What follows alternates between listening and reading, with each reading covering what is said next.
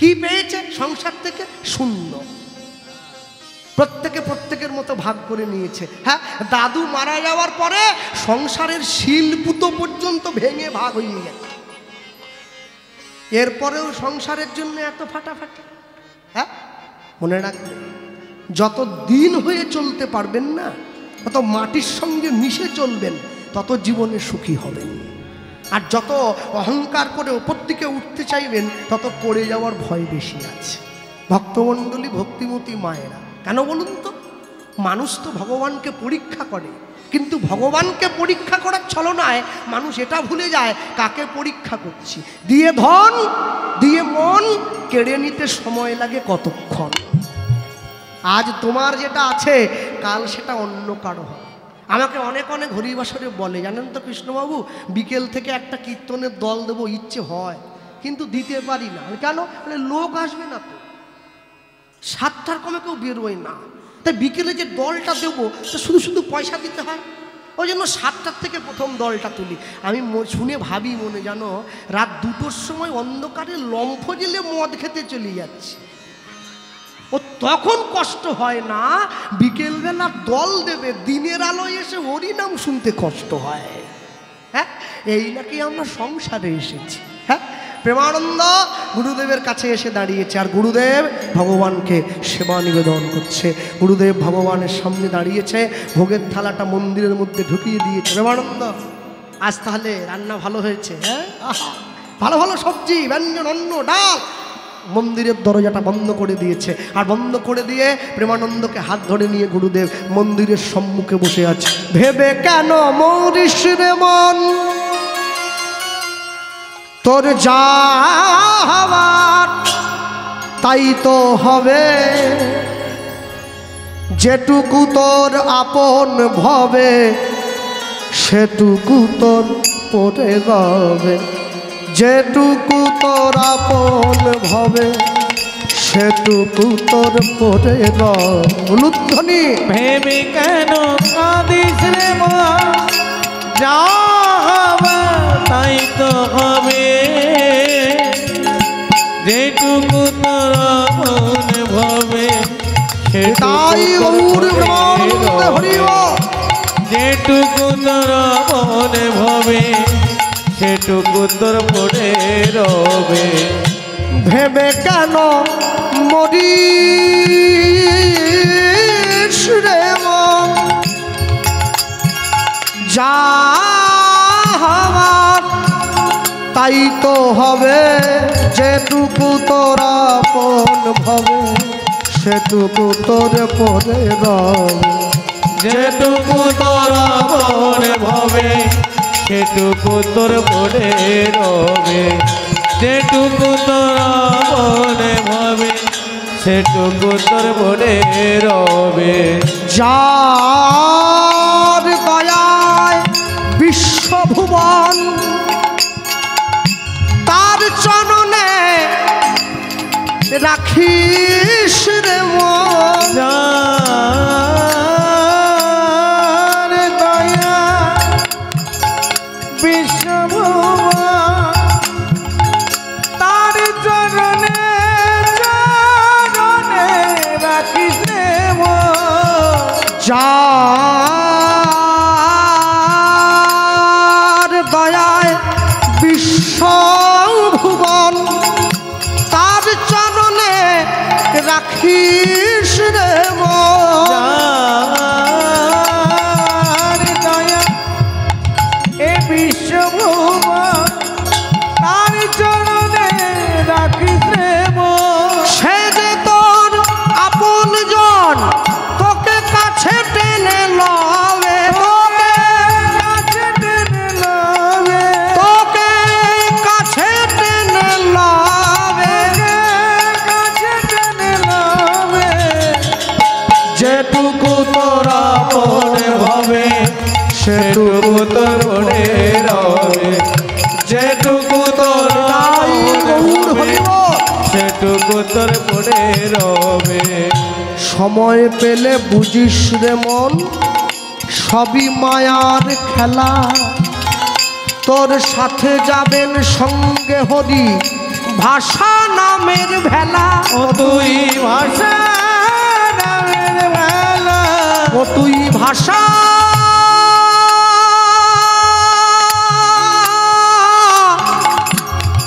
নামের ভেলা, ভাষা নামের বেলা, মনের কোনে সঙ্গপনে শোকে দেমন ওই চরণে, মনের কোণে সঙ্গপনে সপে দেবান ওই চরণে, মনের কোনে সঙ্গপনে শোকে দেমন ওই চরণে, মনের কোণে সঙ্গপনে সপে দেবান ওই চরণে, স্মরণ করো সেই দিন জানে তোমার জীবন ধন্য হবে। হরি হরি বল, তোমার জীবন ধন্য হবে, তোমার জীবন ধন্য হবে, যেটুকু তোরা মন ভাবে সেটুকু তোর মনে রবে, যেটুকু তোরা মনে ভাবে,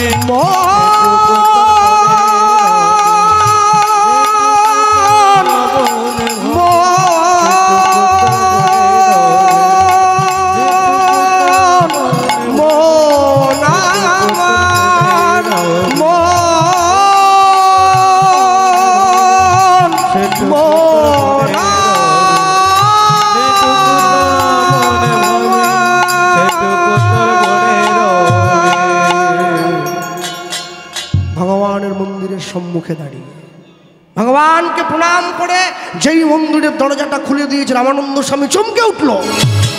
দেখি প্রত্যেক দিন ভগবানের মন্দিরে ভগবানকে সেবা দেওয়ার সময় আমি যে দেখতে পাই মন্দিরের দরজাটা খুলে থালায় অর্ধেকটা অন্ন নেই, বাটিতে অর্ধেকটা ব্যঞ্জন নেই, গ্লাসে অর্ধেকটা জল নেই, আজকে তো যেমন দিয়েছিলাম তেমনই আছে। তবে কি প্রেমানন্দ আমায় মিথ্যে বলছে? প্রেমানন্দ ডাক দিয়েছে, যেই ডাক দিল প্রেমানন্দ ছুটে এসেছে। গুরুদেব এই আয় বাবা, আয় আয় আয়, বুকের মধ্যে জড়িয়ে ধরেছে। সত্যি করে বল তো প্রেমানন্দ, সত্যি করে বল, আমি তোকে যেমন নিয়মে ভিক্ষা করতে বলেছি তুই ঠিকঠাক সেই নিয়মেই? হ্যাঁ, আপনি আপনি বিশ্বাস করুন গুরুদেব, আপনি যেমন। তাহলে কি আমার সেবায় কোনো ত্রুটি হয়েছে? হ্যাঁ, কুপুত্র যদি বা হয়, কুমাতা কখনো নয়, কিন্তু মাঝে মাঝে মা কু হয়, মাঝে মাঝে মাও খারাপ হয়ে যায়। মা যদি খারাপ হয়, মাকে নিজের জীবন বোধ দিয়ে সন্তানের জীবনের হিসাব দিতে হয়। আমি সব কথা ভেঙে প্রচার করতে পারছি না, কিছু সামাজিক বাধা আছে, তাই থেমে যেতে হচ্ছে, মাঝে মাঝে লাগাম টেনে দিতে হয়। প্রেমানন্দ গুরুদেবের কাছে গিয়ে যখন মিথ্যা বলছে, জীবনে 3 জায়গায় মিথ্যা বলতে নেই। কোথায়? এক ভগবানের কাছে, এক গুরুদেবের কাছে, এক পিতামাতার কাছে। 3 জায়গায় মিথ্যা বললে জীবনে বড় সংকট। আজকে একটা বিশেষ পুজো জানেন তো, কার্তিক পুজো।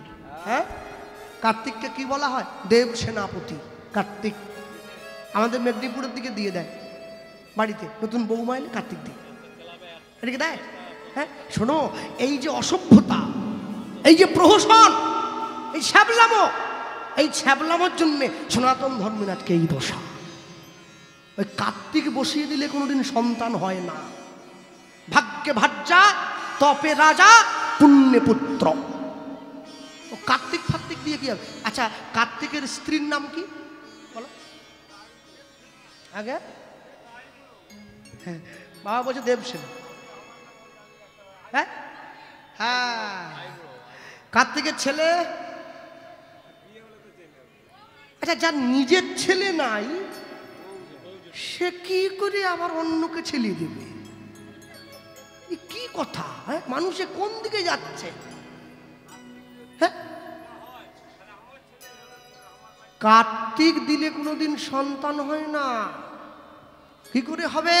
মনে রাখবেন, কার্তিক পুজোর বিধি হয় অন্য কারণে প্রচার হয়েছে। দেবদেবীকে ভালোবাসা ভক্তি করা উচিত, তবে জোর করে নয়। অনেক পরিবার আছে যারা বসিয়ে দেওয়ার পরে অনিচ্ছা সহকারে পুজো করে, মানে বসিয়ে দিয়েছে, কিছু করার নেই, ফেলে দিতে পারি না কেন?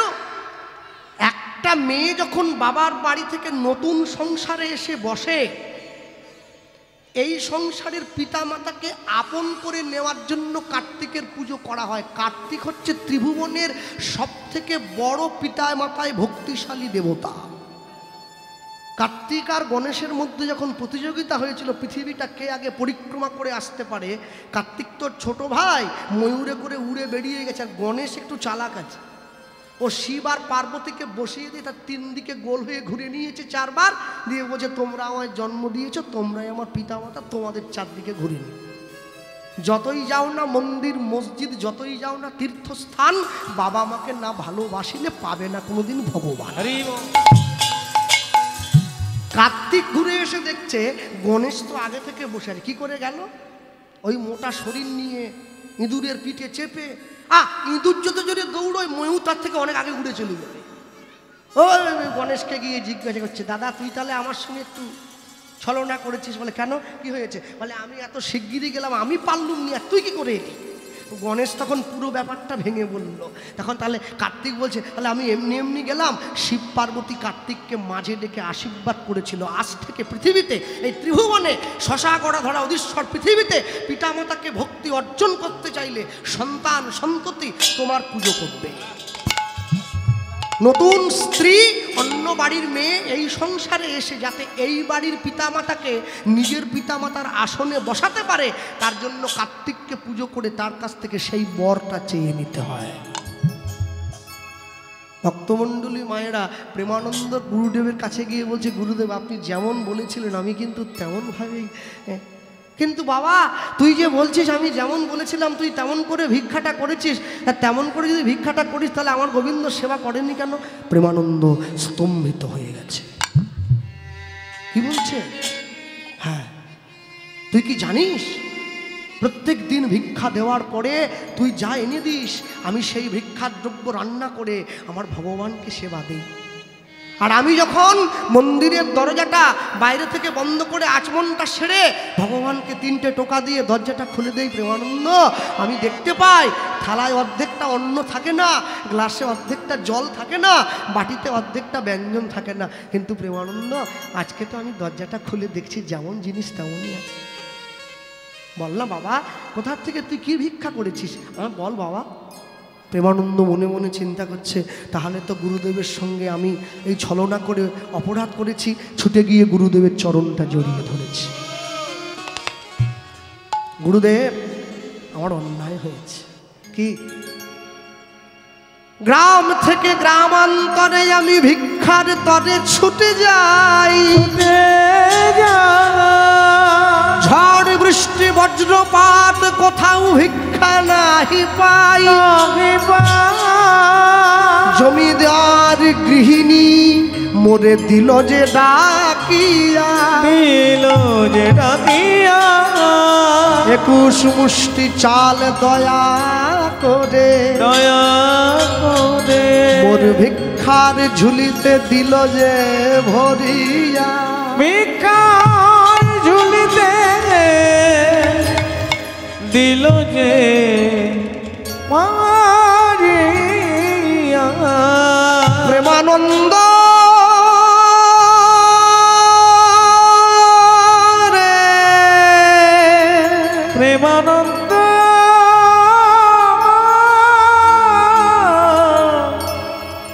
প্রেমানন্দ রে,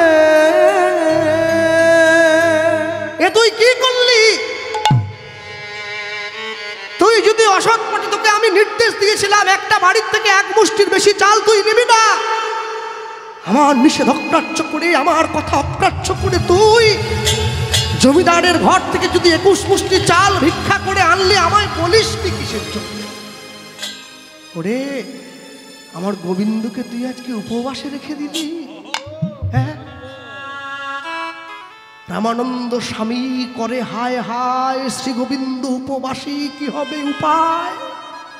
প্রেমানন্দ তুই যদি আমায় বলতি, তুই যদি আমার সম্মুখে দাঁড়িয়ে বলতি গুরুদেব আমি আমি আমি আমি আমি কোথাও ভিক্ষা না পেয়ে জমিদার ঘর থেকে 21 মুষ্টি চাল ভিক্ষা করে এনেছি, ওরে আমি কি তোকে আশ্রম থেকে তাড়িয়ে দিতাম বাবা? হ্যাঁ, আমি আমি আমি আমার গোবিন্দকে আজকের দিনটা শুধুমাত্র ফল বাতাসা দিয়ে রেখে দিতাম, কালকে অন্ন দিতাম, তুই বললি না কেন? অসৎ পথে আনা জিনিস, অসৎ উপায়ে অবলম্বন করা জিনিস দিয়ে গোবিন্দ সেবা হয় না প্রেমানন্দ। যেই এ কথা বলেছে প্রেমানন্দ ছুটে গিয়ে গুরুদেবের চরণটায় পড়েছে। গুরুদেব আমি তো নিজের জন্য ভিক্ষা করিনি, বিশ্বাস করুন আমি আপনার গোবিন্দ সেবার জন্য ভিক্ষা করেছি। না, গুরুদেব রাগে গড়গড় করতে করতে রক্ত চক্ষু বের করে প্রেমানন্দকে অভিশাপ দিয়ে দিল। শোন প্রেমানন্দ, আমি রামানন্দ স্বামী জীবনে যদি একদিনের জন্য গোবিন্দ সেবা করে থাকি, আমি তোকে অভিশাপ দিলাম, তুই আমার কথাকে অমান্য করে, আমার নিষেধ অগ্রাহ্য করে তুই আমার গোবিন্দ সেবার জন্য অসৎ উপায়ে ভিক্ষা করে এনেছিস, আমাকে জানাসনি, আর এই মিথ্যা কথার জন্য আমি তোকে অভিশাপ দিচ্ছি। এই ঘোর অপরাধে নিচ কুলে যাইবা, নিচ কুলে যাইবা, আজ হতে কৃষ্ণ সেবায় বঞ্চিত হইবা, বঞ্চিত হইবা, তুমি আজ হতে কৃষ্ণ সেবা বঞ্চিত হইবা। প্রেমানন্দ ছুটে গিয়ে গুরুদেবের চরণে পড়ে বলছে, গুরুদেব আপনি আমাকে অভিশাপ দেন তাতে আমার দুঃখ নেই, কিন্তু দয়া করে আপনি আমাকে আপনার চরণ ছাড়া করবেন না। আমি বাবা মাকে ছেড়ে, পুরো পরিবারকে ছেড়ে আপনার চরণে এসে পড়েছি, কেন জানেন তো? শুধুমাত্র আপনার সেবা করব বলে। আপনি যদি আপনার চরণ থেকে আমাকে দূরে করে দেন গুরুদেব, কোথায় যাব আমি? বাবা মায়ের কাছে কি মুখ নিয়ে গিয়ে দাঁড়াবো? গুরুদেব ভুলে গিয়েছে ওইটুকু ছোট্ট ছেলেটা গুরুদেবের চরণে পড়েছে, রাগে বলে উঠলো, পাটা ছাড়। এখনো বলছি পাটা ছেড়ে দে, বারবার করে বলছি প্রেমানন্দ পা ছেড়ে দে, আমার আশ্রম থেকে চলে যা।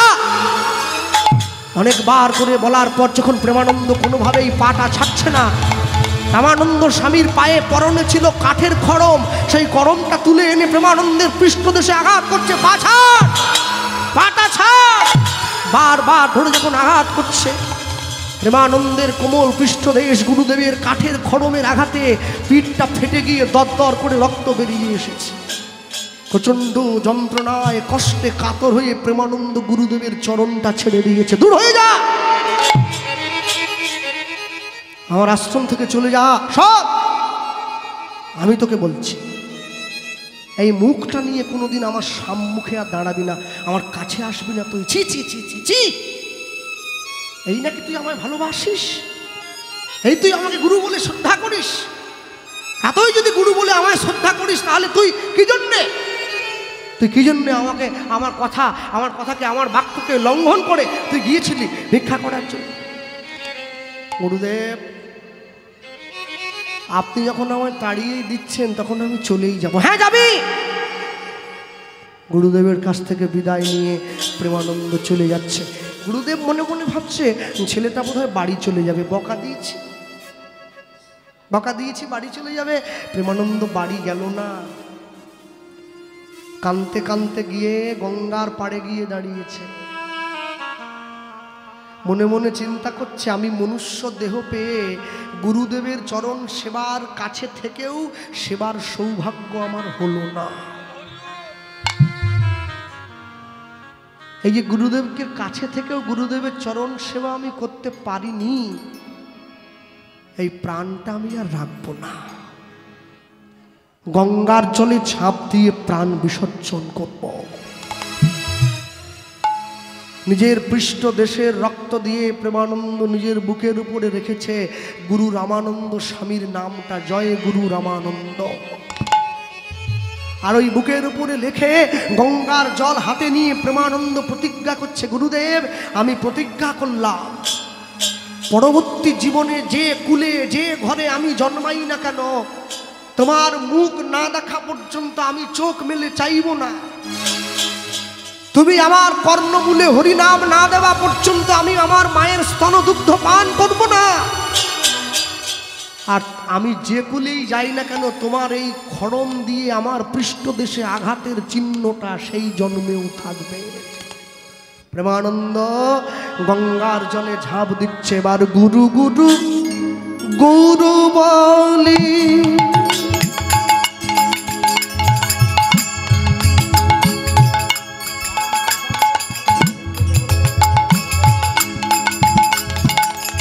ওগো গুরু গুরু গুরু বলি।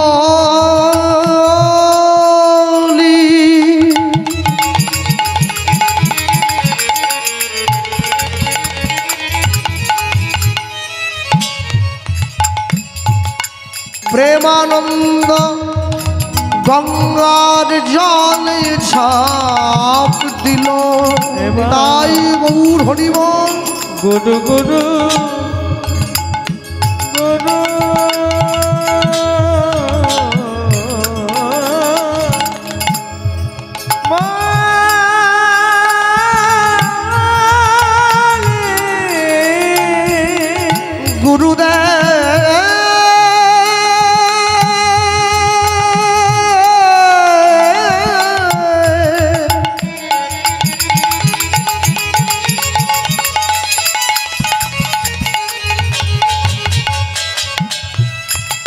গুরুদেব গুরুদেব গুরুদেব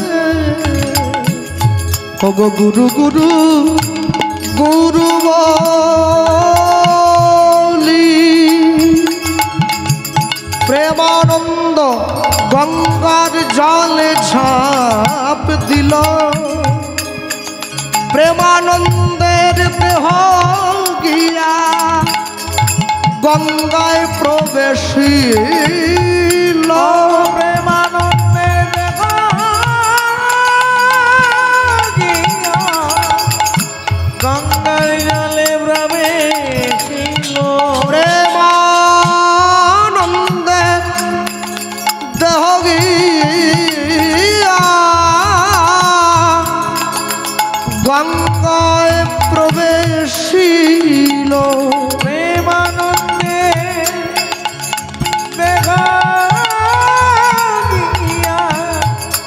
গঙ্গার জলে প্রবেশিল। বলে জয় গুরু রামানন্দ, জয় গুরু রামানন্দ। যেন দেহ গিয়া পাই গোবিন্দ, জয় গুরু রামানন্দ। যেন অন্তিম কালে পাই গোবিন্দ। জয় গুরু রামানন্দ। আমায় দেহ চরণারবিন্দ, জয় গুরু রামানন্দ। বলে তোমার চরণ আনন্দ স্পন্দ। জয় গুরু রামানন্দ। বলি প্রেমানন্দ হরি বলে। জয় গুরু রামানন্দ। প্রেমানন্দে হরি বল। জয় গুরু রামানন্দ। জয় গুরু রামানন্দ। বলি প্রেমানন্দের দেহ গিয়া গঙ্গায় প্রবেশিল। ও গো প্রেমানন্দের দেহ গিয়া গঙ্গায় প্রবেশিল। গুরুদেবের জন্য মানুষে অনেক কিছু ত্যাগ করে, আমরা শুনেছি। ঘর ত্যাগ করে, বাড়ি ত্যাগ করে, সংসার ত্যাগ করে, নিজের স্ত্রীকে ত্যাগ করে। গুরুদেবের জন্য প্রাণ ত্যাগ করে জীবনে প্রথম শুনছি। হ্যাঁ, যারা মালসা ভোগ দেবেন ওইখানে আস্তে আস্তে করে গিয়ে দাঁড়াবেন, যাদের মালসা ভোগের জন্য আহ্বান জানানো হয়েছে। আস্তে ভক্তমণ্ডলী ভক্তিমতী মায়ের বলতে পারেন, আপনারা বসে আছেন এই জায়গায়। প্রেমানন্দের দেহ গিয়ে গঙ্গার জলে পড়েছে। আচ্ছা, মানুষ যখন গঙ্গার জলে বা কোনো জায়গায় আত্মহত্যা করার জন্য জলে ঝাঁপ দেয়, আগে কিন্তু দেহটা ভাসে না, আগে জলে ডুবে যায়। ডুবে যান, মরে যায়, মরে গিয়ে পচে যায়। পচে যাওয়ার পরে যখন জলের ঘনত্বের থেকে দেহটা হালকা হয়ে যায়, তখন উপরে ভেসে ওঠে। কি আশ্চর্য দেখো, প্রেমানন্দ গঙ্গার জলে ঝাঁপ দেওয়া মাত্র প্রাণটা বেরিয়ে চলে গেল। আর ডোবা তো দূরের কথা, যেমন ঝাঁপ দিয়েছিল সেইভাবেই ভেসে রইল। কেন? মা গঙ্গা প্রেমানন্দকে নিজের কোলে নিতে ভয় পাচ্ছে। গুরুদেবের বিরহে ছেলেটা প্রাণ ত্যাগ করেছে, ওর অঙ্গে যদি আমি স্পর্শ করি আমারও গুরুর অপরাধী হয়ে যাব। যারা বসে আছেন জানে, আজকে প্রত্যেকে আপনারা সময় থেকে গুরু দীক্ষা নেবেন, যার যাকে ভালো লাগে। আর শুধু গুরু দীক্ষা নিলে হবে না, গুরুদেবের নির্দেশ অনুযায়ী কাজ করবেন, তাকেই গুরুর সেবা বলে বলা হয়। গুরুদেব বাড়িতে এলে ভালো করে পনির খাওয়ালাম, ধুতি দিলাম, পাঞ্জাবি দিলাম, 500 টাকা পকেটে দিয়ে দিলাম, এটা গুরু সেবা নয়। গুরুদেব যে নির্দেশটা দিয়েছেন যদি সেটা পালন করতে পারেন সেটাই গুরু সেবা। হ্যাঁ, সেটাই গুরু সেবা। সবসময় একবার চিন্তা করুন, ভাবলেই চোখে জল আসে। সেদিনকে হরিদাস ঠাকুর নিতাই চাঁদকে সঙ্গে নিয়ে জগাই মাধাইকে নাম দিতে গিয়েছিল। নিতাই চাঁদের কপালটা ফাটিয়ে দিয়েছে মাথায় কলসি দিয়ে মেরে। কোন কলসি? মদের কলসি। জলের কলসি দিয়ে মারলে কপাল ফাট, ও তো পাতলা হালকা, মদের কলসি ভারী হয়, যা মেরে দিয়েছে কপালটা ফেটে।